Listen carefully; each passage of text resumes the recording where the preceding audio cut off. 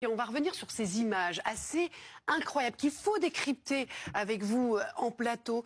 C'est un drone qui se promène près de l'aéroport de Bagdad sur une base militaire américaine. Racontez-nous, racontez-nous. Alors, drone iranien ou d'une milice chiite, en tout cas ça se passe en Irak, plus précisément à Bagdad, plus précisément encore sur une base aérienne, et encore plus précisément on est du côté de la base Victory de l'armée américaine. Et alors qu'on vous parle depuis le début de la guerre de la menace des drones Shahed, les grands drones certes peu chers, mais qui sont interceptables, si je puis dire, par un certain nombre de systèmes. Et bien là, vous le voyez, on est dans ce qu'on appelle, c'est un drone FPV que vous pouvez acheter en fait dans la plupart des commerces et qui sont beaucoup plus difficiles finalement à intercepter, notamment. Ils sont moins bruyants peut-être que les drones Shahed aussi. Ah, vous avez ce bourdonnement vraiment. Ce bourdonnement, c'est pareil. Ces drones qu'on peut entendre lorsque des gens veulent prendre en image la côte ou au-dessus de leur maison.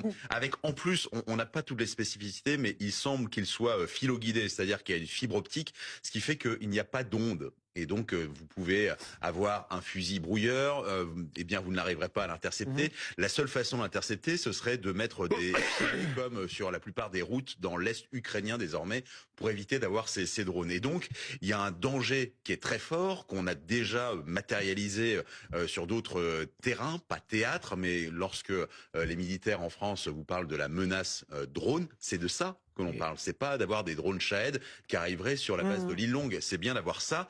Et là, vous en avez un. Mais si vous en avez 10 avec une capacité de saturation et la possibilité, encore une fois, comme en Ukraine, d'avoir ce type de petit drone, mais avec une grenade ou une charge explosive, eh bien là, ça devient extrêmement difficile. En plus de la capacité de renseignement, on peut voir certains abris, on peut voir les endroits où vous avez effectivement la possibilité de se cacher d'une attaque d'un gros drone.